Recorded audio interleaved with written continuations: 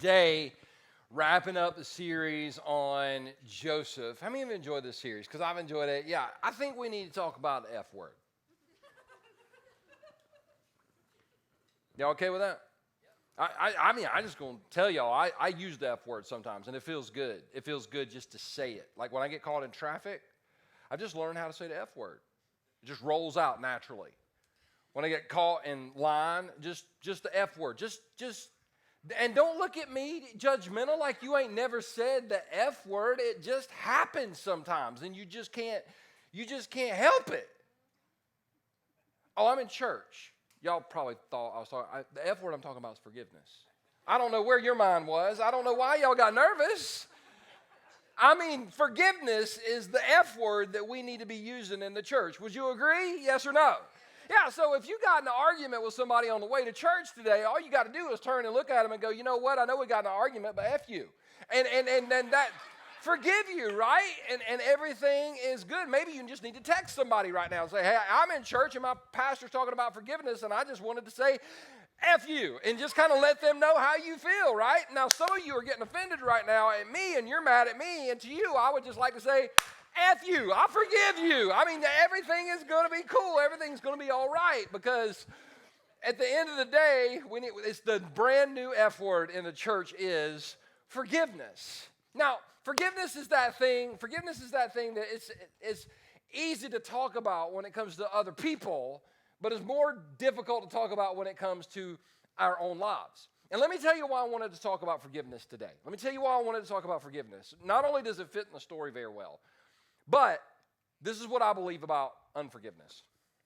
One of the biggest barriers in our walk with Jesus and our ability to connect with others is our unwillingness to forgive. Now, I believe that. I believe it with all my heart because of what I've seen in ministry for over 30 years and because of what I've experienced in my life for 49 years. That Jesus has great plans for our lives. I preached that from day one.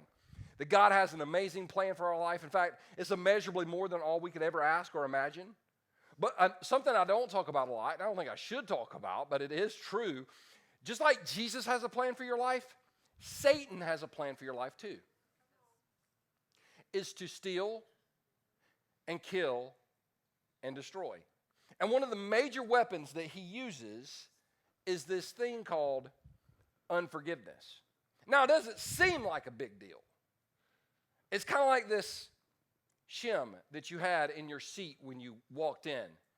Some of you are like, is this a paint stick? No, it's not a paint stick. I would never put out a paint stick. You know why? Because that's what my mama used to spank me with. She used to spank me with a paint stick. And if I see a paint stick, I'll go into PTSD and have a meltdown, and they'll be carrying me out of here in a jacket with no sleeves. Hello. So this is not a paint stick. It is a shim. Now, a shim is used in construction work because you can take a shim and you can align a refrigerator or you can align a washer or a dryer. I mean, it's just like a really thin piece of wood, but it's amazing what you can do with this thing if you just wedge it in the right place and move it around. You can align things so they will fit properly. Unforgiveness is Satan's shim that he wants to put in your life so he can align you with doing his will. Because if he can get this in you, then I'm going to guarantee you two things. Your walk with Jesus will stall. You don't lose your salvation or anything like that, but you just can't, and your walk with Jesus will stall, and it's nearly impossible to connect with other people when you're carrying bitterness and forgiveness in your own heart.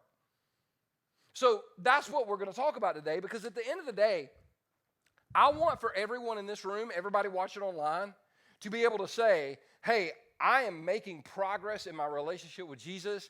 Just like I always say, I'm not where I need to be, but I'm not where I used to be. At least I'm taking some steps forward. I want for us as a church and as a people to say, we're taking steps forward in our relationship with Jesus, but unforgiveness is one of those things that is going to hold us back. So, we're going to wrap it up by talking about Joseph. Now, it's not a trick question, it's an easy question. Do you think that Joseph might have had some anger and bitterness issues when it came to, his brothers, yes or no? Yeah. I mean, I get angry at small stuff sometimes, but they beat him up, stripped him naked, threw him in a pit, sold him into slavery. Because he got sold into slavery, he got to Potiphar's house, he got treated wrong there, he got to prison, he had like 13 years of pure hell. There's nothing in his story that's good. For 13 years, it looks like his life is completely falling apart, all because these brothers decided to turn their back on him and betray him. So, if anybody had a reason to be angry and bitter at his brothers, it was Joseph, right? So here's what happened.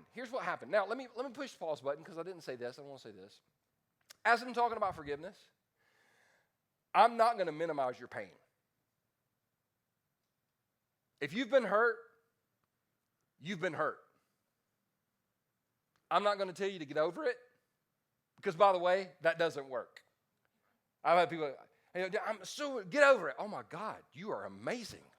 I'm going to nickname you Jesus because you came up with that all by yourself, huh? What I'm going to try to do is show you in the scriptures how Joseph was able to work through it and how we can work through it as well. So Joseph, we left him last week. Remember, his brothers had came and they bowed before him.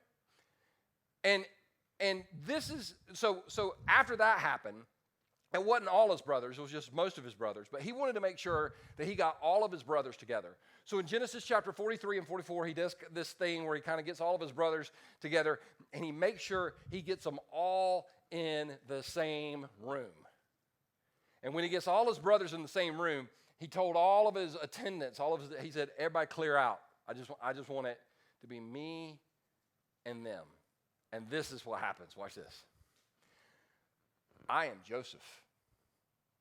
Now, if you're one of his brothers, you hadn't heard of this cat for years. Y'all remember that poop emoji I was talking to Philip about earlier? Yeah, it's not an emoji, is it? Like, it's happening. I am Joseph, he said to his brothers. Is my father still alive? But his brothers were speechless. Yeah, I think. They were stunned to realize that Joseph was standing there in front of them. Please come closer. Now, if this is a movie and you're watching it and Joseph says, please come closer, you're like, no, man, don't do it. Don't do it. Don't do it. Don't do it. Don't do it. Please come close. No. I hadn't seen you guys since the beating. I mean, last time I saw y'all counting the money that y'all made off of me. Which, by the way, 20 shekels, that wasn't that much. You didn't even value me? So come a little closer. Let me just make sure it's you. Come a little closer, he said. So they came closer, and again he said, I am Joseph, your brother, whom you sold into slavery in Egypt. Now, I don't know about you, but this is just me. I love a good revenge scene in a movie.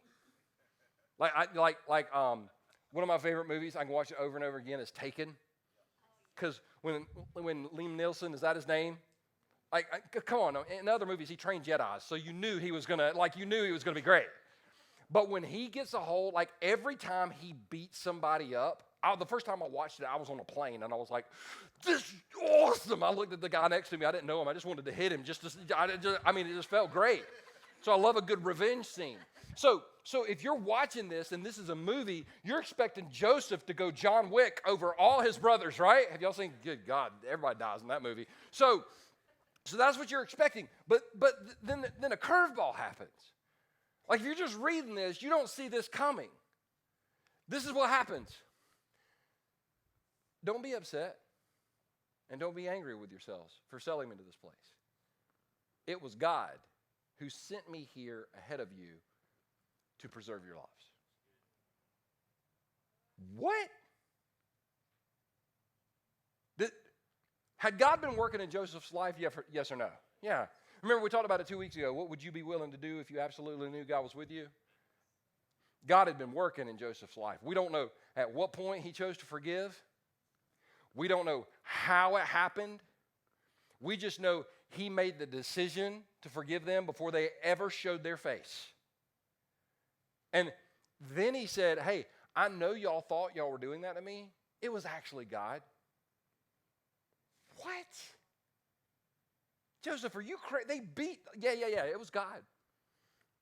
Oh, he sent me here to preserve your life. This famine that has ravaged the land for 2 years will last 5 more years, and there will be neither plowing nor harvesting. God has sent me ahead of you. There he goes with the God card again. Obviously, God had been stirring something in his life during that time. We don't know when and we don't know where, but God had done something significant in his heart, where he said, God sent me here ahead of you and your families to preserve many survivors. So it was God. There it is again, the third time. He tells them, it wasn't you guys, it was God who sent me here, not you. And he is the one who made me an advisor to Pharaoh, the manager of his entire palace and the governor of all of Egypt. Joseph, who had every right to be bitter and angry and have his brothers executed on the spot, chose to forgive. Which is crazy because we live in cancel culture right now, right? Like people are going through our Facebook and our Twitter, and you said something 7 years ago. And so you said this. Joseph did not live in cancel culture when it came to canceling his brothers. He canceled the debt that in his mind he could have demanded that his brothers owed him. So with that in mind today, I want to share 4 facts about forgiveness based on this story and what I've experienced just in life and ministry in general. Number 1, forgiveness is not up to them, it's up to us. When I say them, I'm talking about the person or the people that hurt you. Forgiveness is not up to them, it's up to us. Now, just a real quick survey because I want to see who I have in the room, and I need everybody to play. This is an all skate. I'm going to ask you to raise your hand if you're not charismatic. You've never done this in church, but it's okay. Baptist, Presbyterian, Lutherans, you have never done this. But man, if we served some communion wine, you'd be down front. Anyway, so I need you to participate, all right? Here we go. How many people, I'm talking about hobbies, how many people are golfers? You love to golf. I'm not making fun of anybody. I'm just asking, okay, golf, it's good, understood, it's fun. I've never played. I play putt-putt. Does that count? Okay, how many hunters? You hunt things, okay? Yep, that's great. How many fisher people? Not fishermen, but fisher people, okay? How many people, your favorite thing to do in life is wait? Yeah, nobody. What if I tell you that's my favorite? Man, I just love to wait. God, I love to wait. I love it. I love it when somebody tells me they're going to be there in 5 minutes and they're not there till 15 minutes. I love that. Don't you love it? Some of you are like, man, I love to wait. When my spouse tells me that they're going to be there at 5 o'clock and they're not there at 5:10, as soon as they walk in the room, I sing their praises. You know why? Because I just love waiting. Sometimes I like to go sit on Clemson Boulevard at 5 o'clock on Friday afternoon because there's 478 red lights and I like to wait at them all. Sometimes I love to go to the supermarket and stand behind the cat lady with coupons and Publix and just wait on her to scan them all. I just love to wait. Anybody like that? No. None of us like to wait. None of us like to wait. My question is, when it comes to forgiveness then, what are we waiting for? What are we waiting for? Maybe you're like me and you're like, well, I'm waiting on them, because I did this for years.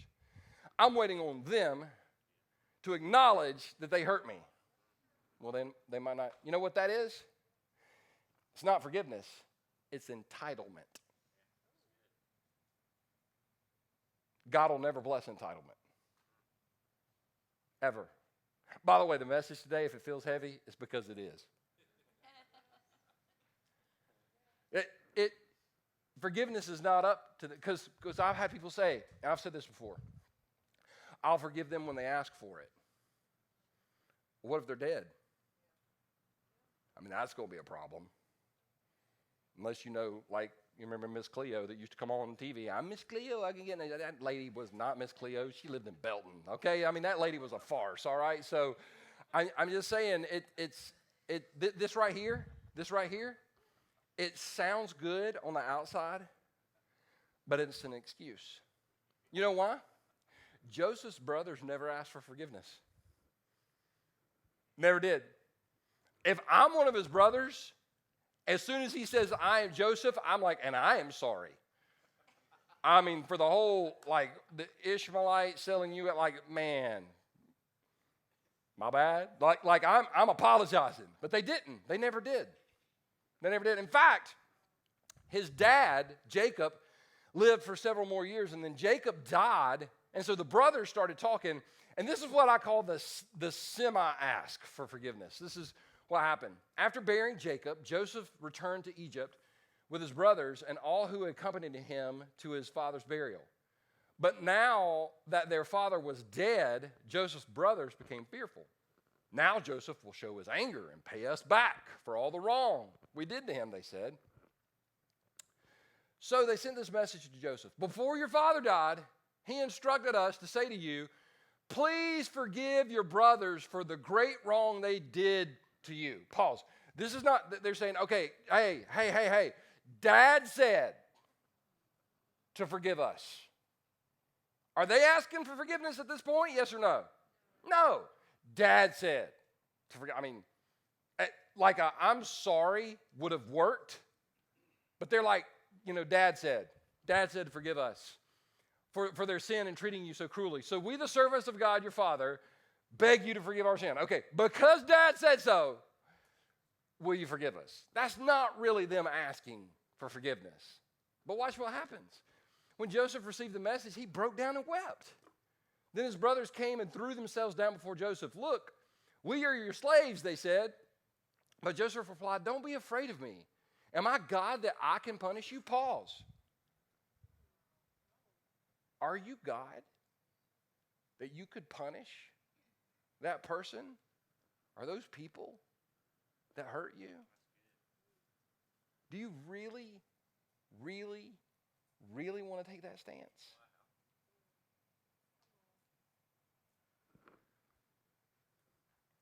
You intended to harm me, but God intended it all for good.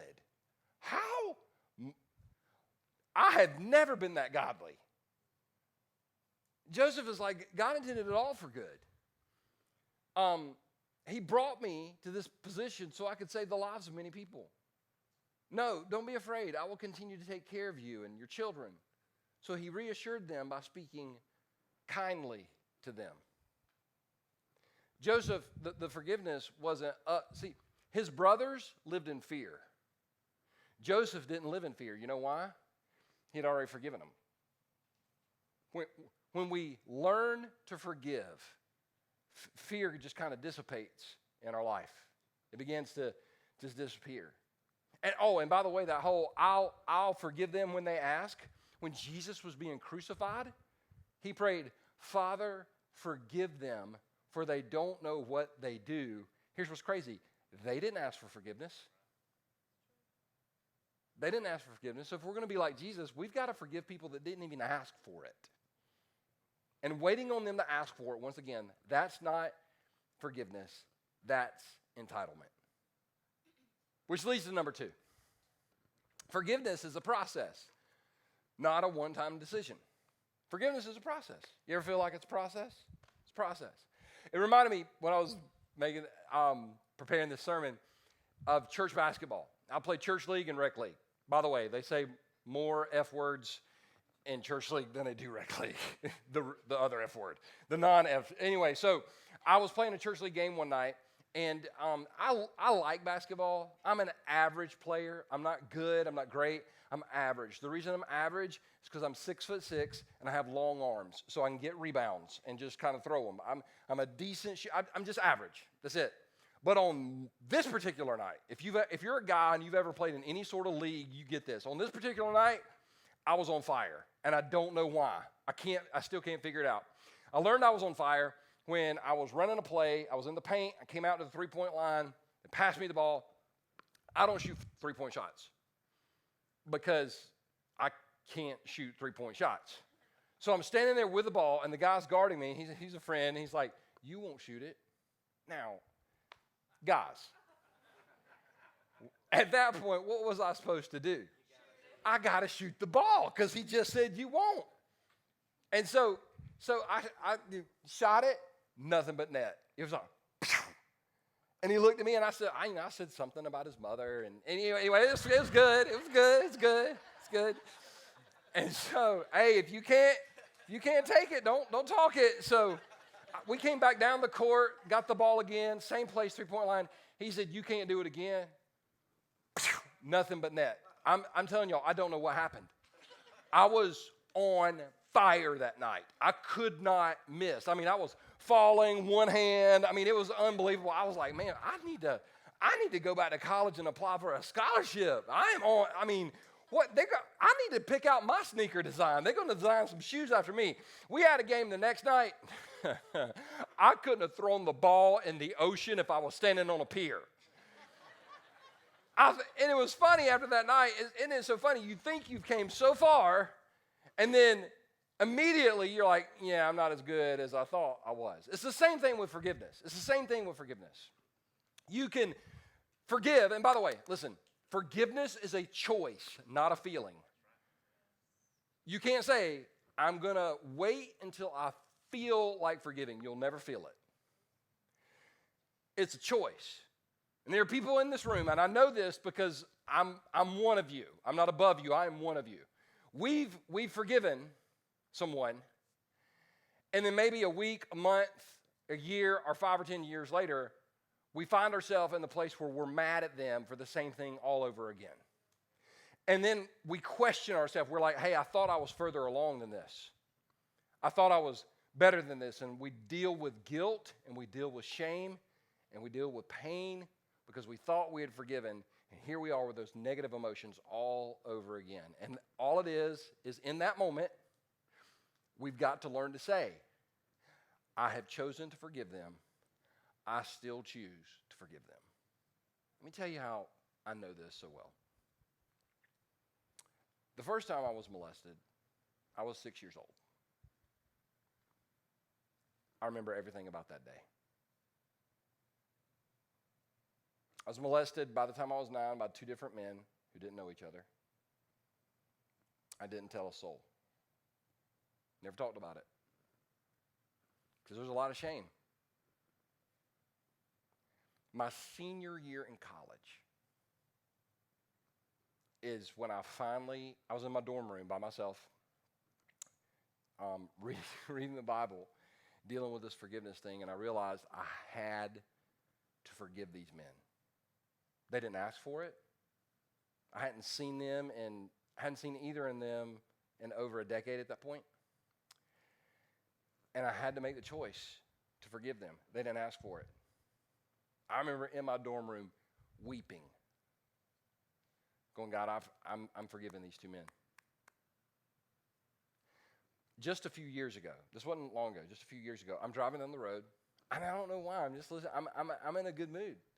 And all of a sudden, the image of the first time it happened popped in my mind, and I saw that guy in my mind. I saw him. And in that moment, I wanted to hurt him, like physically grab him by the head and slam it over and over into the ground. I had that urge. I was angry. And then I paused. And I said, you know what? I chose to forgive him years ago. And right now, in this moment, I'm choosing to forgive again. I'm going to keep choosing forgiveness because I don't want the enemy aligning me with his purpose. That's why it makes sense when Peter came to Jesus and asked him a question in Matthew 18. He said, Lord, how often should I forgive someone who sins against me? 7 times? Now, this question is loaded because 7 in the Bible is the number of completion. And Peter is basically saying, Lord, do I completely forgive people? I mean, do I completely forgive them? And Jesus kind of does this thing. It's really neat. It's a little play on words.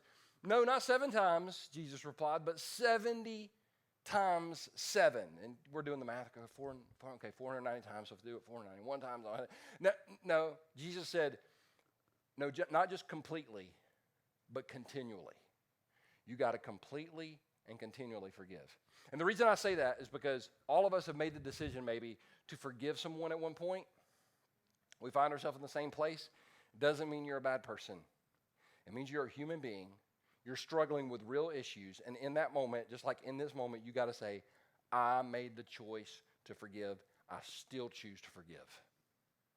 Man, it's powerful once we get there. I could never get there, Pastor Pete. Oh, trust me. If I can get there, anybody can get there. Which leads to the third point. This will be, if I get any pushback on this message, this will be the place where I get the most pushback. There's going to be some people that don't like this. You get angry about this. And I would just like to say before I even share it, F you. Forgive you. All right, here we go. Number 3. Forgiveness does not mean complete restoration. I don't watch TV hardly anymore at all because I can't. Like every time I turn it on, it's like killer hornets, hurricane hornets that kill. I mean, it's like all this stuff, and I'm just like, oh. So what I do, I've really gotten into YouTube lately. I don't know if y'all seen Preacher Lawson on YouTube. He's amazing. Anyway, so I love to watch YouTube stuff, and I watch YouTube preachers. And so I was watching a very, very famous person. If I called his name, a lot of people would know it. And they were speaking on the subject of forgiveness. This was like months ago.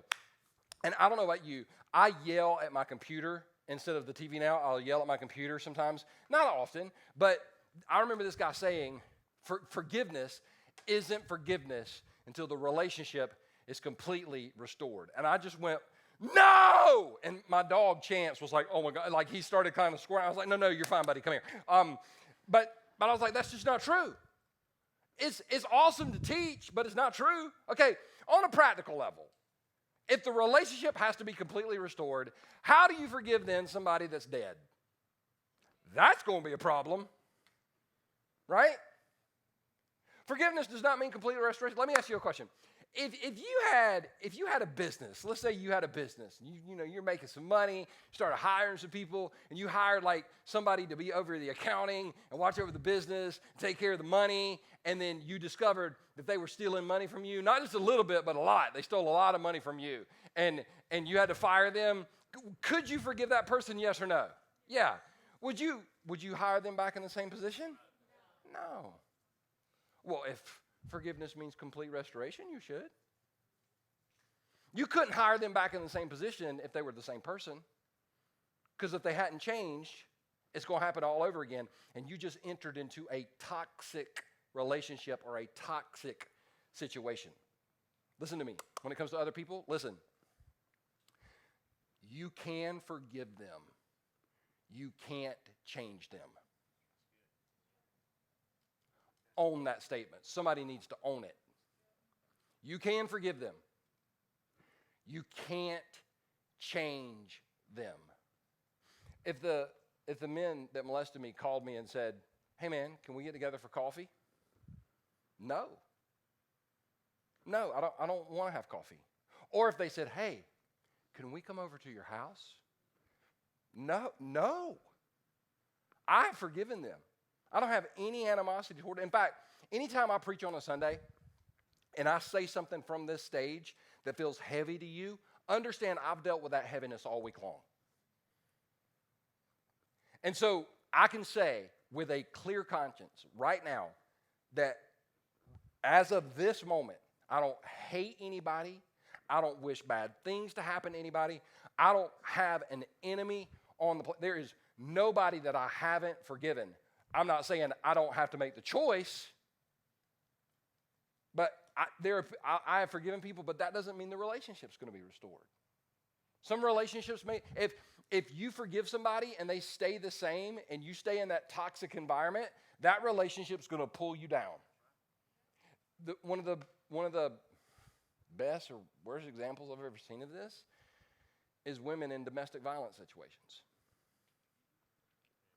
Now, this isn't something I've heard about. This is something I've seen with my own eyes. Years ago, many moons ago, I say that, I'd do it again. I got a phone call. It was a girl that attended the church where I was serving. She was weeping. And she said, she told about her boyfriend, and she said, he just beat me up again. And this was an ongoing problem. And I don't know if I was just in a bad mood or hadn't had my coffee or whatever, but I snapped. I had a buddy at the house. I said, come on, let's go. He said, where are we going? I said, church discipline, let's go. He didn't ask. He just went with me.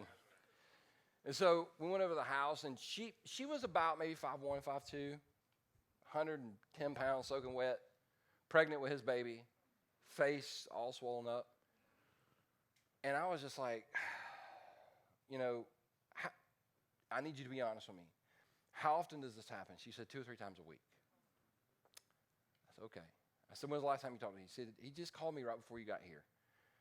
I said, what'd he say? And he said he was sorry, and he asked would I forgive him. I said, what'd you say? She said, yeah, I told him I'd forgive him. I said, let me ask you a question. Does he say, I'm sorry, will you forgive me every time this happens? She said, yeah, he does. I'm like, then he's not sorry. And even though you've forgiven him, we've got to get you out of this house tonight, because if you don't get out of here, he's going to kill you. Just a side note, he called back on her cell phone, and I picked up. I was like, hey, man, how you doing? He's like, Pastor P, what are you doing in my house? I'm like, I'm talking to your girlfriend who you just beat up. Yeah, man, I don't know. I said, I don't know what happened. I was like, why don't you come home? Let's talk about it. He's like, I don't think I want to do that. I was like, no. I said, you got aggression issues? You got aggression issues? Come home and let's talk. If you need to hit somebody, I need for you to hit me. I need for you to feel free to hit me. And he said, oh no, I wouldn't. I would never hit you, Pastor P. I was like, I know, because I would beat your ass, and you know that for a fact. So that's church discipline. Anyway, he didn't show up, but by the way, we got her out of the house, and she went on. She gave birth to the baby, and but had she could forgive him, but she didn't have to stay with him. Sometimes forgiveness, because Paul tells us in Romans chapter 12, if it is possible, as far as it depends on you, live at peace with everyone. In other words, you do your part. Let God handle the rest. Now, if you're the person that says, well, they need to be paid back, they need to pay back. You know what? I've discovered that God handles that stuff way better than I do. Just move out of the way. Which leads to number 4. And number 4 is this. Forgiveness doesn't free them, it frees me. Now, I don't know what you're scared of. There's a few things in life that terrify me. I'm not one of those, I'm not afraid of anything. I got a list. And one of those things is I don't like being, anybody deal with claustrophobia? Okay, yeah, a few people. And it didn't start until, maybe my senior year of college. I took my youth group down to I just call it ghetto youth camp, because we were in Panama City. We stayed in a room that, you cram 18 kids in one room, and you just tell them there's 4. Anyway, so we're all staying in this ghetto hotel. And we got on the elevator, no air conditioner, and as the elevator's going between the first and third floor, it stopped, and all the lights went out. Now, up until that time, I didn't think I was scared of the dark and claustrophobia, but I started losing my mind. I was freaking out, and the people outside, you could hear them going, just push the button. I'm like, I'm going to push your freaking button when I get out of the elevator. I'm sweating, and I couldn't get, I was like, I'm trapped. I can't get out. And I can remember them finally, I think they called 911 or whatever. They opened the doors, and I saw sunlight. I was like, oh my gosh. Now, with that in mind, I was recently having a conversation with somebody who at the time was a friend. I'm just kidding. He's still a friend. But he said, you got an amazing team of staff at Second Chance. I was like, yeah. I said, we really do have a great team. He's like, y'all should go do some team building stuff. I'm like, yeah, that sounds good. What do you have in mind? He goes, oh, there's this thing called a panic room. That's why I'm saying our friendship got real rocky there for a second, because I was like, why would I pay money to go put myself in the dark? He's like, well, it's to see if you can get out. I'm like, I got a better idea. Why don't I just keep my money and not get in there in the first place? How about that? That's a smart idea. The reason I say that is because when we're not willing to forgive somebody, we don't put them in the dark. We put ourselves in the dark. That fear and that insecurity doesn't come from them. It comes from our unwillingness to forgive. Being unwilling to, if you want to hold on to that anger and that bitterness against that person or those people because of what they did to you, listen, let me pause. I'm not minimizing what they did. It hurt. It sucks. It's real painful. The memories are not good. But if you want to hold on to that anger and that bitterness, it's equivalent to you drinking poison and expecting it to kill them. And all you're doing is allowing the enemy to get his way in your life, move you around, and align you with his purpose and take your eyes off Jesus. That's why when Paul said, and this is the verse that gets me every time, instead, be kind to each other, tenderhearted, forgiving one another. How? Just as God, through Christ, has forgiven you. So as you've been forgiven, that's how you need to forgive. And listen, it's not easy, but it's right.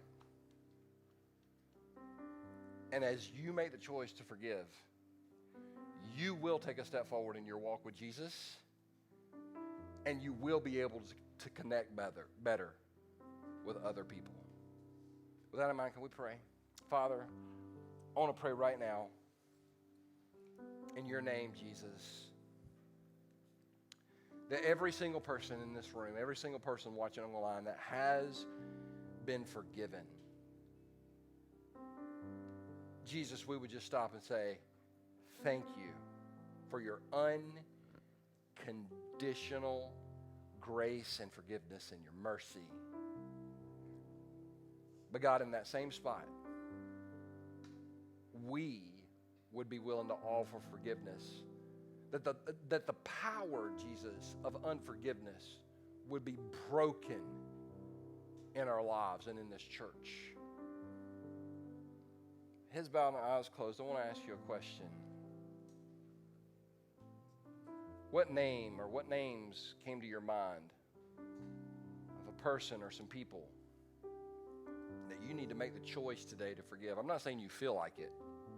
I'm saying that you are going to today, right now, make the choice to forgive that person. If that person popped in your mind and you know you need to forgive that person because the enemy has used them for far too long, I want you to take the pen in the seat in front of you or the pen beside you and just write their name right now on the shim. Do it right now. Don't look around and see if anybody else is doing it, because they are. And if you're here today and you really have an issue that you're not sure you know how to forgive or if you can forgive, all I want you to do is get up from your seat and walk out the back doors of this auditorium. We have care team members back there that are willing to pray with you or pray for you or talk with you about anything you need to work through today. But for the rest of us in this room, I want you to write down the name of the person that you need to forgive. You got to forgive this person. As I preach this message, this person popped in your mind multiple times, and I just want you to write their name down on the shim. I want you to do it right now. I want you to write their name down as a representation of this is the thing that the enemy has used for far too long in your life.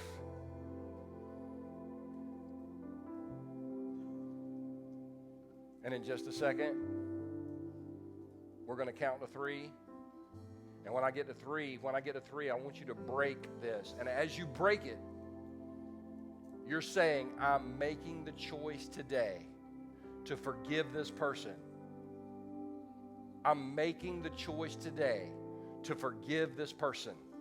I'm making the choice today.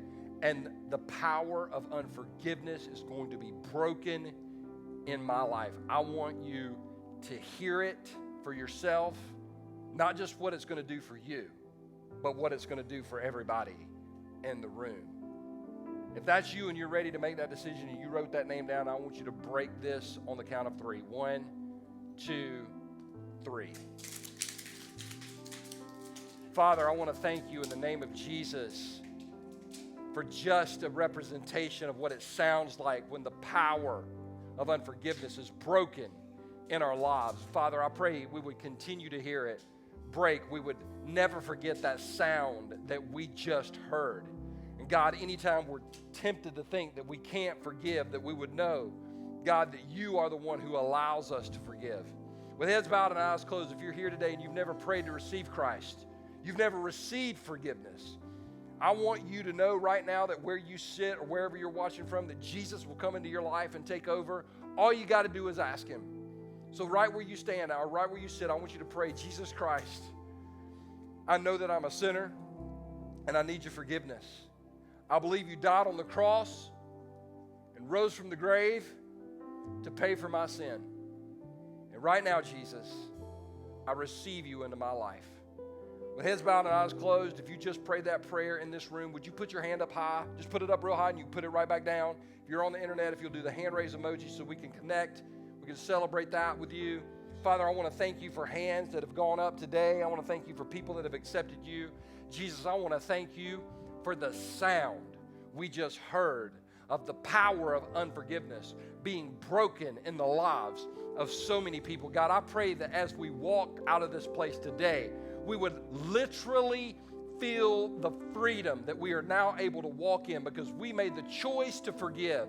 And God, this coming week, as things come up and we're tempted to take it back, God, that we would say, I completely forgive that person. I chose it Sunday. I'm choosing it today. I'm choosing it for the rest of my life. Thank you, Jesus, for the example. Thank you, Jesus, that we can walk in freedom. Thank you, Jesus, that we can have an abundant life. We love you. We thank you. And everyone that agreed with this said, amen. Are you glad you came to church today? Because I'm glad you came to church. Hope you guys have a phenomenal week, and we'll see y'all back here next Sunday. God bless.